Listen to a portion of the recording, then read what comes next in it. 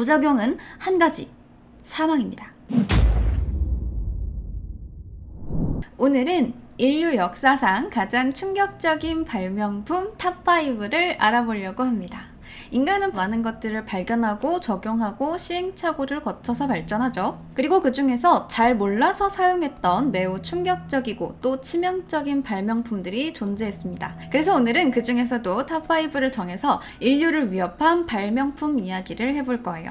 자, 그럼 가장 먼저 5위입니다.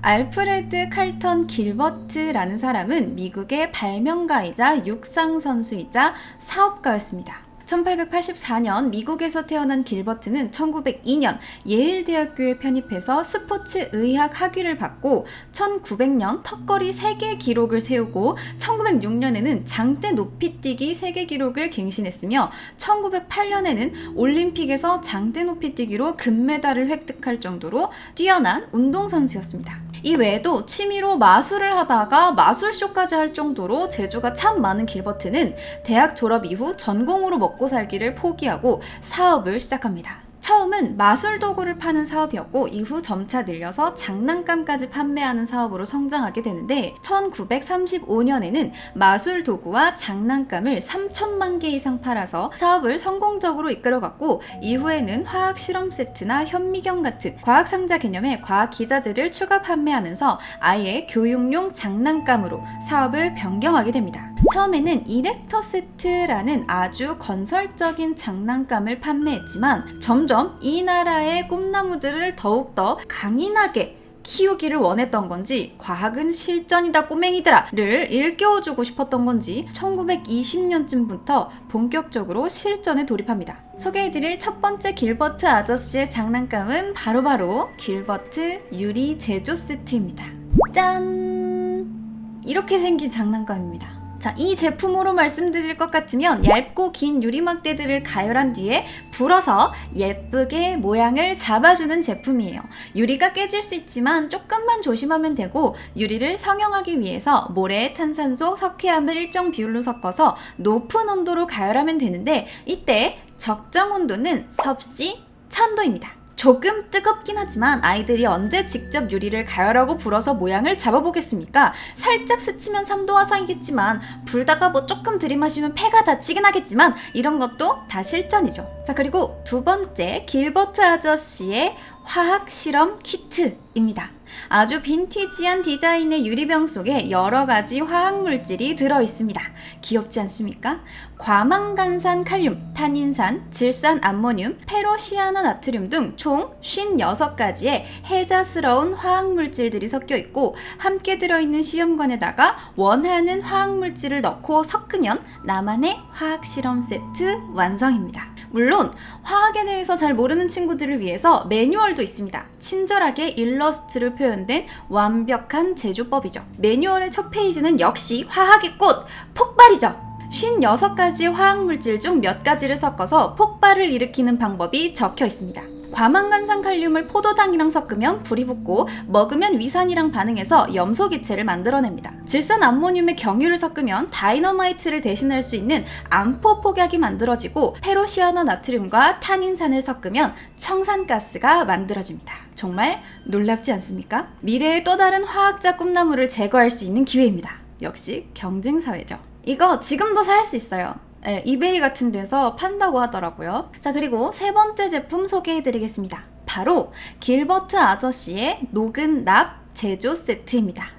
이름에서도 알 수 있듯 납을 녹여서 장난감을 만드는 키트입니다. 이름만 납이고 설마 진짜 납을 쓰겠냐 싶겠지만 길버트 아저씨는 진짜가 아니면 팔지 않아요. 진짜 찐으로 납을 녹여서 만들어요. 물론 납도 섭씨 327도에서 녹지만 유리 제조 세트를 만들고 살아남은 친구들이라면 납 제조 세트 정도는 껌일 겁니다. 남자아이들이 좋아하는 말탄 군인 주조 틀이 들어있고 거기에 327도로 녹인 납을 부어서 군인을 만들 수 있죠. 조금의 근성만 있으면 납으로 만든 군대도 뚝딱입니다. 그리고 납 주조 세트에는 놀라운 부가 효과가 있습니다. 바로 납이 달다는 거죠. 아이들이 납을 주저하다가 입에 달달한 납을 물고 쪽쪽 빨면서 놀 수 있습니다. 물론 중금속이라서 물고 빨다가 체내에 축적되어 신경계통에 이상을 일으키고 용혈성 빈혈이 일어나서 죽을 수도 있겠지만 아이들이 지금 당장 치아가 썩을 수 있는 사탕이나 초콜릿을 보채지 않잖아요? 자, 그러면 길버트 아저씨의 장난감 중 가장 인기 있었던 세트를 소개해드리도록 하겠습니다. 바로 길버트 U238 아토믹 에너지 랩입니다. 짜잔! 장난감 끝판왕 두둥 등장입니다. 원자력 에너지의 원리를 알아볼 수 있게 만든 장난감이죠. 미니 핵분열 장치 안에 방사성 물질을 넣은 뒤 직접 방사능량을 측정할 수 있게 해두었는데 무려 나가사키와 히로시마에 각각 펜맨과 리틀보이가 떨어진 1945년보다 무려 5년 후에 나온 매우 과학적인 장난감입니다. 얼마나 과학적이었는지 콜롬비아 대학교에서 물리실험을 용도로 구매하기도 할 정도로 대단한 장난감입니다. 아이들이 방사능 물질을 가지고 핵 화학 반응을 관찰하는 것을 목표로 제작된 이 장난감은 길버트 아저씨의 자서전에 가장 화려한 장난감이었다고 쓸 만큼 길버트 아저씨의 역작이라고 할 수 있는데 이 내용물은 원자력의 전망에 대한 책 한 권, 매뉴얼 책자 하나, 방사능을 설명하는 만화책 한 권, 그리고 우라늄과 폴로늄을 포함한 방사능 시료와 함께 초속 1900만 미터로 움직이는 알파 입자를 관찰할 수 있는 안개 상자,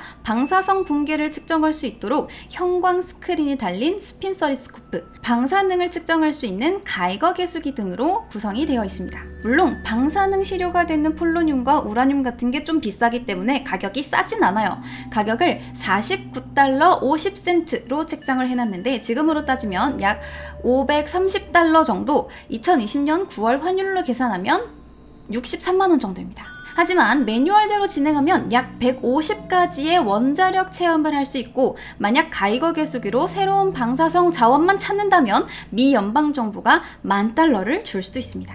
이거야말로 정말 미래의 과학자를 만들어내는 과학상자라고 할 수 있겠죠. 물론 이 장난감 역시 폴로늄, 우라늄 등 고위험 방사성 물질이 들어있어서 가까이서 눈으로만 봐도 방사선에 노출되고 만약 만지거나 먹으면 백혈병이나 각종 암에 걸려 천국행 익스프레스 티켓을 끊게 되겠지만 언제 핵 에너지 원리를 직접 눈으로 보고 몸으로 체험할 수 있겠습니까? 하지만 안타깝게도 이 장난감은 2년 만에 판매 금지 처분을 받았는데 그 이유는 부품이 작아서 아이들이 삼키면 위험하다는 이유였습니다.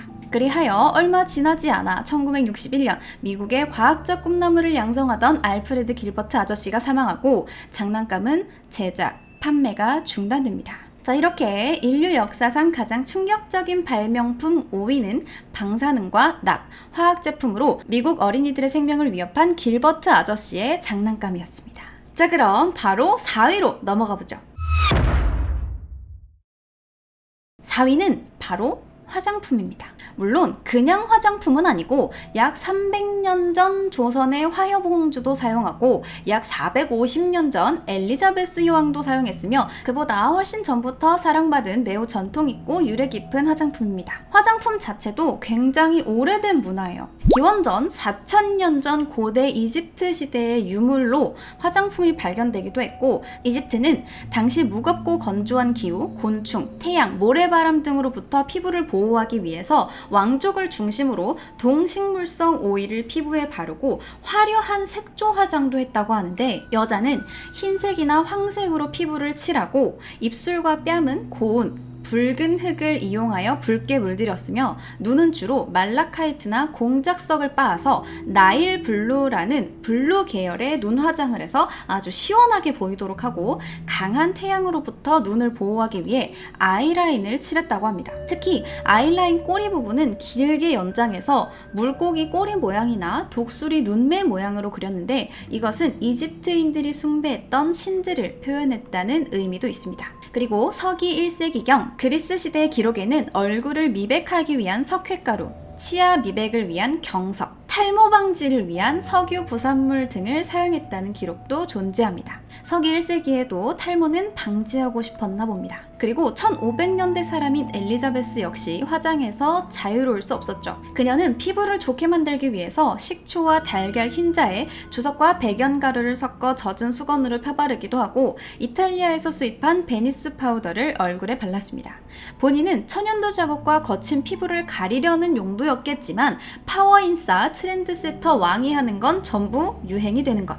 귀족뿐만 아니라 일반 시민들 사이에서도 이 화장법은 최신 유행으로 자리 잡았는데 이 화장의 영향으로 여성들의 얼굴은 푸르게 변했으며 피부에 괴질이 생기기 시작했습니다. 그 이유는 바로 이탈리아에서 수입한 베니스 파우더 때문이었어요. 베니스 파우더의 원료는 백연이었는데 백연은 눈부시게 하얗고 적은 양으로도 잘 발렸기 때문에 수천 년 동안 중요한 물감의 재료가 되어 왔습니다. 어떤 사람은 백연으로 벽을 칠했고 어떤 사람은 백연으로 그림을 칠했으며 어떤 사람은 백연으로 얼굴을 칠했습니다. 그런데 충격적이게도 이 백연을 만든 재료가 바로 납입니다. 이 백연을 만드는 법은 고대 로마 시대의 제조법이 전해져 내려오는데 식초 단지 위에 얇은 납 조각들을 걸쳐두었고 이것이 몇 달 지나면 납 표면에 흰 막이 생깁니다. 이것을 긁어서 가루로 빻은 뒤에 꾹꾹 뭉쳐서 햇빛에 말리면 이게 백연이 되는 거예요.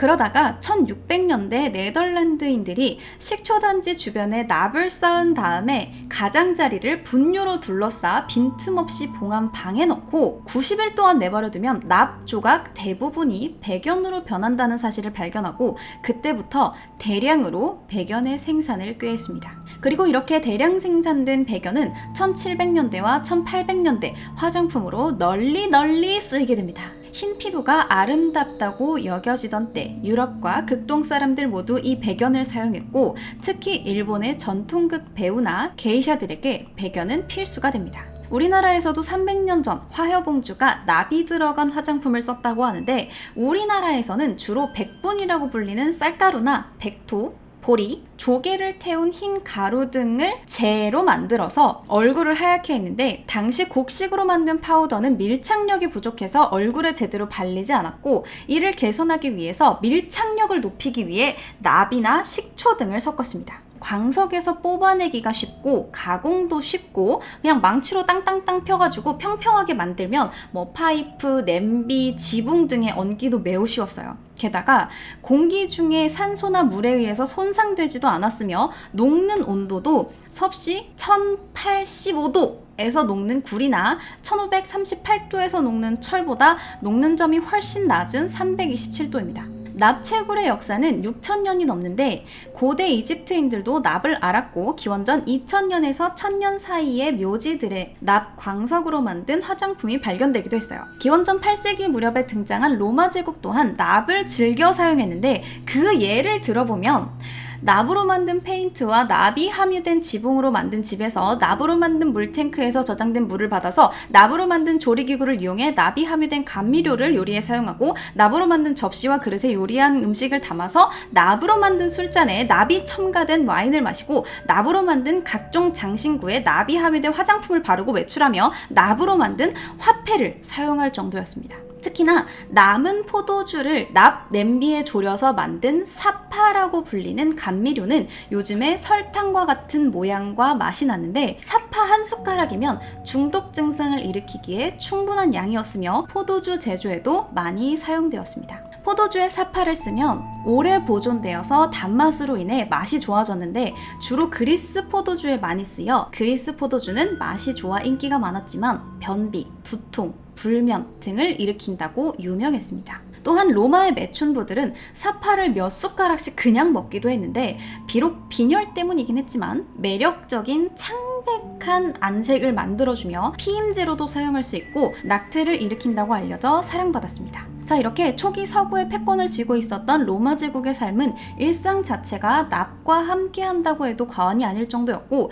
일부 학자들에 따르면 바로 이러한 삶의 방식이 로마 제국을 멸망으로 몰아가게 된 원인 중 하나로 보고 있습니다. 왜냐하면 일단 납은 어떠한 경로를 통해서 체내로 들어오게 되면 쉽게 빠져나가지 못하고 축적이 됩니다. 그래서 납은 세 가지 주요 신체 기능들을 무너뜨리는데 혈액 형성, 신경기 활동, 신장 기능 등입니다. 그리하여 초기 증상으로는 소화불량, 변비, 두통 등 소화신경계 관련 질환들을 발생시킵니다. 축적이 지속되면 점점 불면, 손발 저림, 남성 불임, 여성 유산, 잇몸의 푸른 줄 등의 증상이 나타납니다. 하지만 가장 심한 증상은 뇌에 대한 것이에요. 혈관벽이 약화되어서 피가 새어나오면 뇌가 압력을 받고 뇌가 부풀어 오르게 되는데 이를 납뇌병증 혹은 연뇌증이라고 부르며 연구 손상을 일으키게 됩니다. 이렇게 될 경우 흥분 및 정신착란 상태, 혼수 상태, 경련, 시력 상실, 망상 등 정신 이상 질환을 나타냅니다. 또한 빈혈 증상을 발생시키기도 하는데 혈중 납 농도가 높아지면 적혈구 속 산소를 포획하는 헤모글로빈의 합성을 저해하는 역할을 하기 때문에 용혈성 빈혈이 일어나게 됩니다. 그리고 납은 신장에도 영향을 미칩니다. 혈액 속 노폐물을 여과하는 일을 담당하는 신장이 납에 노출되면 여과를 담당하는 기관이 제 기능을 발휘하지 못하게 됩니다. 이 때문에 체내에 요산 등 노폐물이 쌓여서 납 중독에 의한 통풍이 발생하기도 하죠. 이러한 납 화장품을 바른 여성들은 납독이 오르면서 살갗이 푸르게 변하고 심하면 살이 썩어 들어가거나 미치광이가 되기도 했으나 이를 가리기 위해서 오히려 더 두껍게 화장해 더욱 고통스러운 최후를 맞이하기도 했습니다. 그리고 이 납이라는 게 안 좋다는 게 발견된 게 그렇게 오래되지 않아요. 1800년대쯤에 납이 안 좋다라는 걸 알아냈는데 그때까지도 계속 납을 섞어서 화장품에다 썼어요. 그냥 안 좋다곤 하지만 일상생활에 조금씩 노출되는 건 괜찮다고 생각을 했나 봐요. 자, 이렇게 4위는 로마를 부수고 유럽도 부쉈으며 1920년대 우리나라 여성들에게까지 살 파먹는 분으로 유명했던 납 화장품이었습니다. 그러면 3위로 넘어가 보도록 하겠습니다. 3위는 바로 모자입니다. 유럽은 오랜 세월 모자를 착용하는 문화였습니다. 남녀 모두 모자의 소비자였죠. 남자들은 맨머리로 외출하는 일이 드물었고 여자들도 모자를 착용하거나 장신구 등으로 머리를 치장하고 집을 나섰습니다. 모자는 주로 펠트로 만들었는데 주로 토끼나 사향쥐 같이 매끄러운 짐승의 모피를 이용해서 만들었죠. 펠트를 만드는 방법은 펼쳐놓은 털 위에 얇은 천을 한 겹 더 덮고 그 위에 비눗물을 조금 뿌리고 30분간 손바닥으로 막 문지르면 얇은 천 아래로 질기면서도 폭신한 천 한 조각이 만들어지는데 이것이 바로 펠트입니다. 펠트는 양모나 인조 섬유에 습기나 열을 가해서 압축시킨 천으로 보온성이나 충격을 완화시키는 성질이 우수해 펠트로 모자를 만들거나 패드로 쓰였습니다. 그러던 중 1500년대 전후에 비버의 털을 압착해서 만든 펠트 모자가 가장 이상적인 탄력과 윤기를 보인다는 사실이 알려지면서 일부 부유층들이 비버 털로 만든 펠트 모자를 착용하기 시작했고 이 유행은 전 유럽을 뒤덮게 됩니다. 특히나 비버 꼬리는 엄청나게 강한 힘으로 수면을 치는데 그 꼬리가 힘있고 단단하니까 그 비버 털로 만들면 어디에 참 좋다는데 그 말로는 못하겠네 하는 낭설도 한몫했을 겁니다. 그리하여 대비버 사냥의 시대가 열리게 됩니다. 사냥꾼들은 돈이 되는 비버만을 찾아 나섰고 비버들은 씨가 말라갑니다. 중간에 신대륙을 발견해서 수요를 충족시켜주기도 했지만 1500년부터 시작되어 1800년대까지 계속된 비버털의 인기로 인해서 비버는 거의 멸종 직전까지 내몰렸습니다. 그런데 중간에 이렇게 비버털로 만든 펠트 모자가 유행하면서 인간들에게는 비극이 시작됩니다. 때는 바야흐로 11세기부터 13세기 말까지 이어진 십자군 전쟁. 십자군 전쟁 당시 이슬람 땅에 들어온 유럽의 기사들은 이슬람에서 많은 문물을 배우게 되는데 펠트 제조 기술도 그중 하나였습니다. 유럽에도 펠트가 존재했지만 거친 털을 다루는 기술이 부족하던 차에 프랑스의 한 모자 제조업자가 낙타의 오줌에 펠트를 담그면 털이 부드러워진다는 것을 알아내게 됩니다. 그때부터 모자 공장에서는 모자 펠트를 만드는 곳에 커다란 오줌통을 가져다 놓고 그 당시 최고 인기였던 비버털을 담가 놓고 충분히 부드러워질 때까지 기다려서 모자를 만들었습니다. 그랬더니 엄청난 모자가 나온 거예요. 이러한 방법이 알려지면서 모자 만드는 공장에서는 모든 근로자들이 화장실 가지 않아요. 오줌통을 갖다 놓고 거기에 전부 다 오줌을 싸는 거예요. 그래서 이 비버털을 넣고 그 오줌에다가 치대고 빤 거야. 이렇게 짐승의 털로 모자를 만드는 사람을 해터라고 부릅니다. 그런데 어느 날 모자를 만들기 위해서 털을 오줌에 담그고 처리하는 과정에서 어느 날 유독 한 근로자가 오줌을 잔뜩 싼 날에만 담가놓은 털이 금방 부드러워지는 현상을 알아내게 됩니다. 다들 이유를 몰랐으나 우연히 그가 매독 환자라는 사실을 나중에 알게 되죠. 그렇다면 매독에 걸린 사람의 오줌이 특별한 걸까요?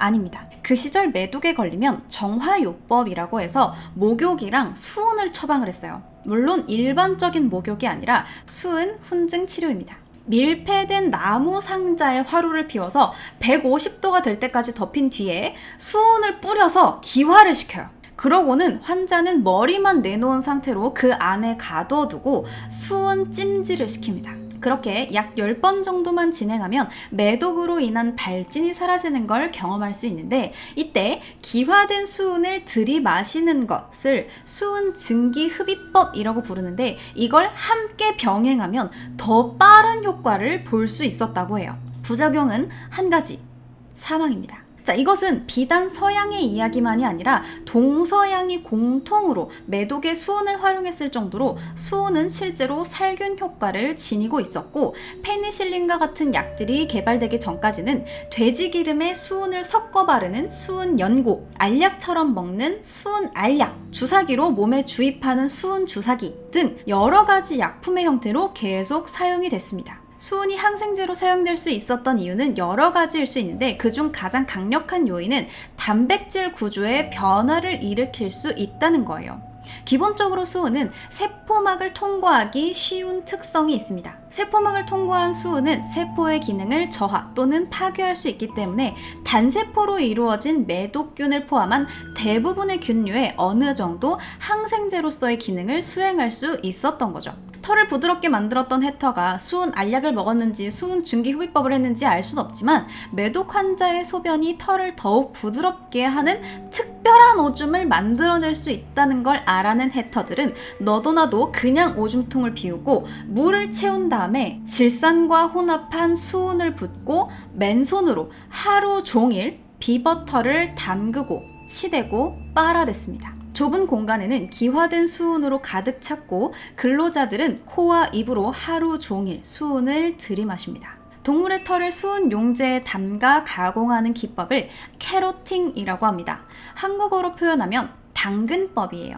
질산 수은이 모근의 단백질의 구조를 변화시켜서 모근을 부드럽게 만들어줌과 동시에 가죽 표면이 당근의 색처럼 변한다라고 해서 이를 캐로팅이라고 불렀습니다. 이러한 변화가 일어나면 모근이 약해져 있었던 털을 무더기로 뜯어낼 수 있었죠. 이것을 뭉쳐서 펠트로 만드는 겁니다. 이 캐로팅 방법이 프랑스에서 영국으로, 북아메리카로 전파되면서 모자 제조업자, 특히나 아무것도 모른 채 하루 종일 수은 용제에 맨손을 담그고 일해야만 했던 유럽과 북아메리카의 노동자들이 최대 피해자였습니다. 모자 제작 산업에서 모피를 강화하는 사람부터 마지막에 모양을 잡는 사람까지 보통 털 불어넣기 형성, 풀칠, 다림질, 방수 가공 등 여러 단계를 거쳐서 가공이 되는데, 이들 모두가 수은에 노출됐습니다.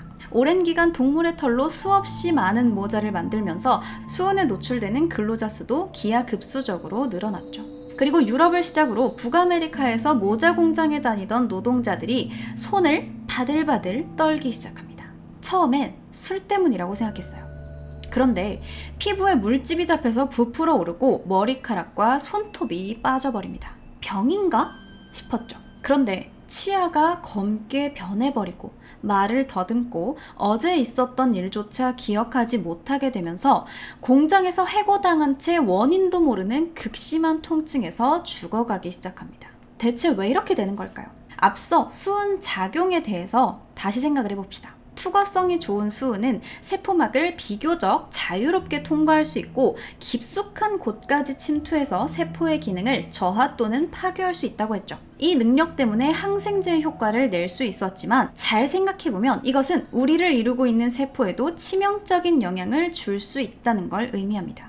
이렇게 되면 생모피의 모근을 변화시킬 수 있었던 것처럼 신경세포 단백질의 변상을 일으켜 기능을 소실시킬 수 있고, 심한 경우 뇌의 신경세포까지 침투할 수 있습니다. 수은 중독은 보통 급성과 만성으로 나뉘는데 급성 중독은 치사량의 수은에 갑자기 노출된 경우이고 만성 중독은 매일 신체가 배출할 수 있는 수준을 초과한 양을 소량이지만 계속해서 복용한 경우예요. 급성 수은 중독에 걸리면 신장, 장, 입에 이상이 생기며 구토, 위통, 호흡 곤란 등을 겪게 되는데 이렇게까지 되면 다른 증상들이 더 드러나기도 전에 죽을 수 있습니다. 보통은 사망까지 일주일 정도 걸리고 최장 3주를 견뎠다는 사람도 존재합니다. 만성 수은 중독의 경우는 주로 중추 신경계가 손상이 돼서 전반적인 쇠약, 정신 이상과 신경 과민, 기억력 감퇴, 우울 등이 있습니다.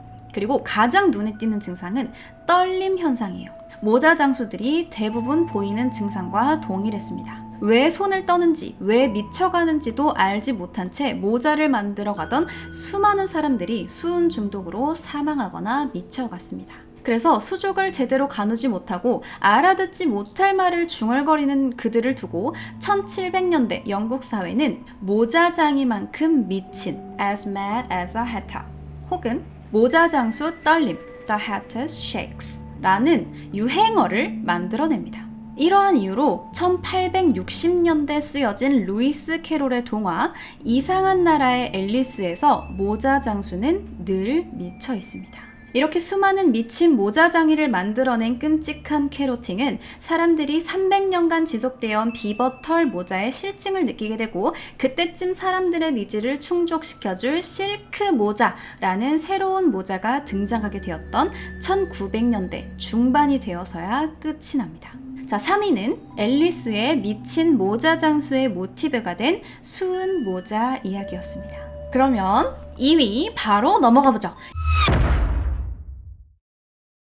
2위는 바로 야광시계입니다. 지금 야광시계를 쓰고 계시는 분들은 조금 흠칫할 수 있어요. 야광시계가 왜 충격적인 발명품이 됐을까요? 바로 20세기 초에 만들어졌던 야광시계는 특별하기 때문이죠. 야광시계의 시작은 1898년으로 거슬러 올라갑니다. 피에르 큐리와 마리 큐리 부부는 같은 질량의 기준에 따라 우라늄보다 약 300만 배 더 강한 광선을 내는 새로운 원소 라듐과 약 4천만 배 강한 폴로늄을 발견했습니다. 제가 이야기하는 이 기준은 반감기의 기준이에요.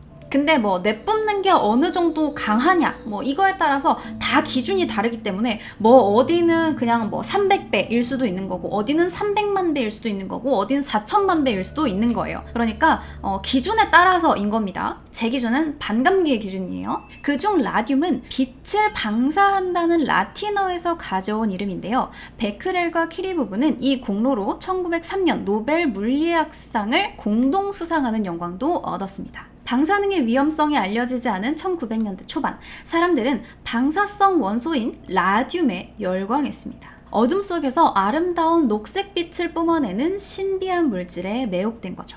게다가 방사능이 생체 세포를 파괴함으로 매우 강력한 살균 작용을 보인다고 생각해서 방사능 물질이 몸에 좋을 것이라고 여겨 암세포도 파괴하는 만병통치 건강식품 혹은 신비의 비약 취급을 받게 됩니다. 이것이 바로 암이 암에 걸려서 암이 낫는 기적의 효과. 당시 사람들은 라듐을 온갖 물건에 넣어서 팔았는데 어떤 것들이 있냐면 라듐 초콜릿, 라듐 치약, 라듐 화장품, 라듐 물감, 라듐 담배, 라듐 좌약, 라듐 우유, 라듐 버터, 심지어 라듐을 물에까지 넣어서 팔았습니다. 현대인들이 비타민 워터를 마시듯 라듐 정수기에서 나오는 라듐 워터가 건강식품으로 팔려나갔죠. 게다가 그 라듐 워터를 넣어서 만든 라듐 빵까지 있었습니다. 라듐 외에도 자매품으로 불리는 플루토늄이 함유된 맥박 조정 장치도 있었고 우라늄이 함유된 아이스크림도 있었습니다. 맥박을 조정하려다가 암에 걸리겠지만 당장 눈에 띄지 않는 자그마한 부작용이죠. 자, 어쨌든 이렇게 새로 발견된 방사능 제품에 사람들은 눈이 돌아갔고 1910년대 중반에서 1920년대 초반 미국에서는 라듐 다이얼사 등 라듐 시계 회사들이 설립이 됩니다. 라듐이 다른 방사능 제품보다 인기 있었던 이유 중 하나는 바로 어둠 속에서 빛이 난다는 점 때문이었는데요. 라듐을 발견한 마리 큐리 역시 라듐을 머리맡에 두거나 목걸이로 만들어서 걸고 다녔고, 여성들은 라듐이 들어있는 립스틱을 바르거나 직접 손톱에 칠해서 어둠 속에서도 빛나게 되었으니 얼마나 열광했겠어요. 그러한 흐름을 타서 라듐 시계 회사들 역시 시계판 숫자에다가 라듐 페인트를 발라서 어둠 속에서도 빛나는 야광시계를 만들어 판매했고, 라듐을 바른 야광시계는 폭발적인 인기를 누렸습니다. 그리고 이러한 폭발적인 수요를 감당하기 위해서 회사는 수많은 여성 노동자들을 고용했습니다. 이들은 사람들로부터 라듐 걸스 또는 천사라는 애칭으로 불렸습니다. 일을 한 뒤 몸에 묻은 라듐 성분이 빛을 발해서 신비스럽게 보였기 때문이죠. 이들은 빛을 발하는 야광, 라듐 물감을 정교하게 바르려고 라듐을 바른 붓을 입에다가 넣는 립 포인팅 작업을 반복했고, 이렇게 칠한 시계판이 하루에만 250만 개에 달했다고 합니다. 게다가 일이 끝나고 나면 암실에 들어가 서로의 눈썹, 속눈썹, 입술 등에 라듐을 바르면서 놀기도 했어요. 어둠 속에서 반짝거리는 라듐은 일에 지친 여성들에게 재미있는 장난감이었죠. 하지만 1923년쯤부터 라듐은 서서히 그 정체를 드러내기 시작했습니다. 이 무렵부터 라듐걸스 사이에서는 이가 빠지고 다리뼈가 으스러지며 아래턱이 통째로 빠지는 등 끔찍한 병들이 발현되기 시작합니다. 라듐걸스뿐만 아니라 라듐과 방사능 물질 중 하나인 토륨이 포함된 라듐 생수인 라디토를 하루에 3잔씩 3년 동안 마시던 한 사업가는 아래턱이 썩어서 떨어져 나갔고 두개골에 구멍이 뚫렸으며 뇌 종양이 생겼다고 합니다. 라듐의 구조는 칼슘과 비슷해서 칼슘인 척 신체를 속여 뼈에 축적되고 골수를 파괴해 빈혈과 백혈병을 일으키죠. 그렇게 1924년 한 해에만 9명이 사망했는데 아무도 원인을 알 수 없었으나 일하던 동료들이 모두 비슷한 증상을 보이며 사망하는 것을 본 라듐걸스들은 병의 원인이 라듐에 있다고 주장했고, 병을 조사한 과학자들 역시 라듐이 라듐걸스들의 사망과 깊은 인과관계가 있다고 지적했습니다. 그러나 일이 커지길 원치 않았던 회사는 이것을 발표하길 거부했고, 바로 다음 해인 1925년 라듐걸스들은 회사를 상대로 소송을 제기하게 됩니다. 하지만 이 과정은 결코 짧지 않아서 약 3년 사이에 13명의 라듐걸스가 더 사망하고, 소송이 제기된 지 14년 만인 1939년 10월 라듐걸스들은 50여 명에 가까운 희생자를 낸 끝에 승소하게 됩니다. 암을 고치고 노화를 막으며 비타민처럼 몸에 활력을 줘서 만병통치약으로 알려졌던 라듐으로 인해 라듐을 발견한 마리 퀴리를 포함한 수많은 사람이 사망하게 된 뒤였어요. 자, 이렇게 아침에 제 시간에 일어나기 위해서 머리맡에 둔 시계 때문에 수많은 사람들이 영원히 잠들었던 방사능 시계, 라듐 시계가 2위였습니다. 자, 그럼 이제 대망의 1위 남았습니다. 1위는 바로 드레스입니다. 자, 과거로 돌아가 1700년대로 가봅시다. 1775년 염색 기술이 그리 좋지 않았고, 그로 인해 쨍한 색을 내기 위해 사람들이 많이 노력하던 때예요. 스웨덴의 화학자인 카를 셸레는 자신의 이름을 딴 셸레 그린이라는 색을 만들어내는데 성공하게 됩니다. 이전에 없었던 초록색이었고 많은 사람들이 셸레 그린을 사용했어요. 1805년에는 이 물감을 사용했다는 기록도 있고 1860년대에 마네가 사용하기도 했다고 할 정도로 셸레 그린은 인기가 많았습니다. 그리고 셸레 그린이 잘 팔리자 사람들은 이걸 응용해서 다양한 초록색을 개발했는데 1814년 독일의 빌헬름 염료 공장에서 아름다운 에메랄드 그린을 만들어내게 됐고, 이 색깔은 매우 선명하지만 쨍한 초록색이라 순식간에 셸레 그린보다 더한 인기를 끌며 종이, 옷감, 과자 등을 염색하는 데 쓰이게 됩니다. 이 초록색은 1822년까지 제조법이 비밀이었는데 독일의 화학자 리비히에 의해 제조법이 공개되고 나서 에메랄드 그린은 여기저기 미친 듯이 사용됩니다. 그리고 1855년 영국의 빅토리아 여왕이 에메랄드 그린으로 염색한 드레스를 입고 초상화를 그렸고 1863년 9월에는 최신 유행의 선두자 인싸 오브 인싸 프랑스의 외제니 황후가 아름다운 에메랄드 그린 드레스를 입고 등장해 찬사를 받아서 파리의 귀부인들은 전부 다 이 초록색 드레스를 입고 싶어 했습니다.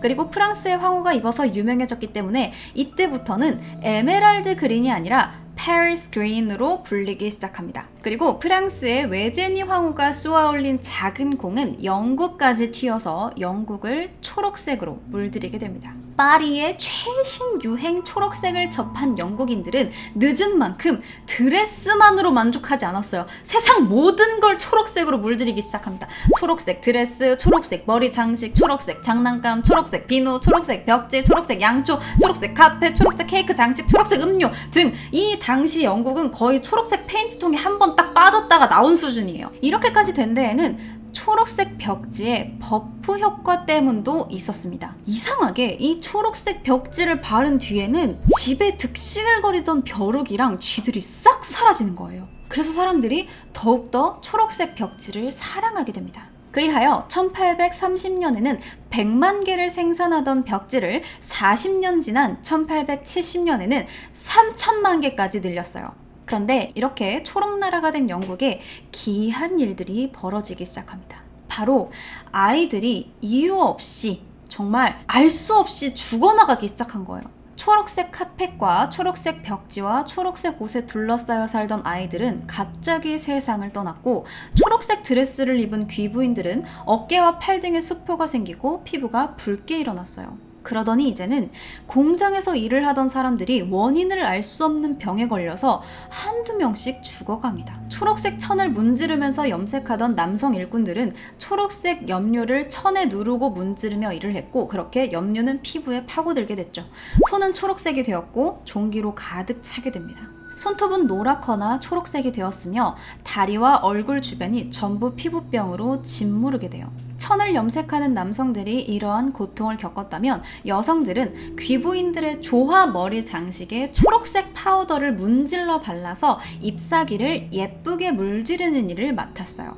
파우더는 초록 염료를 잘게 빻아서 사용했기 때문에 공중에는 초록색 파우더가 떠다녀서 숨 쉴 때마다 파우더를 들이마시는 환경에서 일을 하게 됐죠. 그리고 약 1년 뒤에는 고통을 호소하며 죽어갔습니다. 남성들과 비슷하게 처음에는 손톱이 초록색으로 물들더니 점점 눈의 흰자까지 초록색이 되어서 시력을 잃어갔고 세상이 전부 초록색으로 보이며 초록색 물을 토해내더니 결국 눈, 코, 입에서 거품을 뿜어내다가 경련을 일으키며 죽었습니다. 이쯤 되면 눈치채셨겠지만 이 초록색은 그냥 예쁘기만 한 염료가 아니었습니다. 가장 처음 시작된 초록색인 셀레그린은 삼산화 비소산 구리이며 열풍을 일으켰던 색인 에메랄드 그린, 즉 페리스 그린은 아세트산 구리를 산화 비소산 구리에 섞은 겁니다. 그러니까 두 색 모두 비소가 들어갔다는 거죠.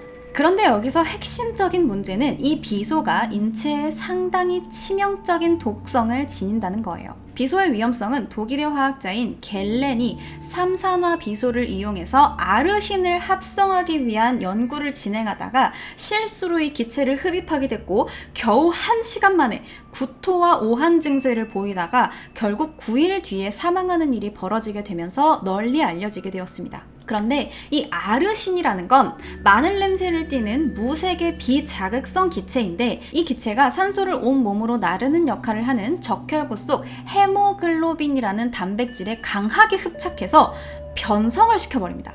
이렇게 되면 적혈구가 녹아내려서 발생하는 용혈성 빈혈이 생기게 되는데 적혈구는 더 이상 산소를 운반할 수 있는 일을 할 수가 없게 되어 초기에는 호흡 곤란과 같은 증상을 나타내게 됩니다. 그러다가 곧 혈액을 타고 흘러서 신장에 도달하면 신장의 주요 기능인 여과 기능을 망가뜨리면서 급성 신부전증을 일으키게 되는데 구토와 오한 증세는 바로 이것 때문에 나타나게 됩니다. 이처럼 비소는 비소 자체만으로는 독성을 지니지 않다가 무기화합물의 형태로 존재하면 독성을 띠는 독특한 성질을 지니게 되어 살충제와 쥐약의 원료로 쓰이곤 했습니다. 그러니까 지금까지 사람들은 살충제와 쥐약에서 뒹굴고 입고 먹고 흡입하면서 절여진 상태였고, 그러니까 자연스럽게 빈대와 쥐가 박멸되어 갔던 겁니다.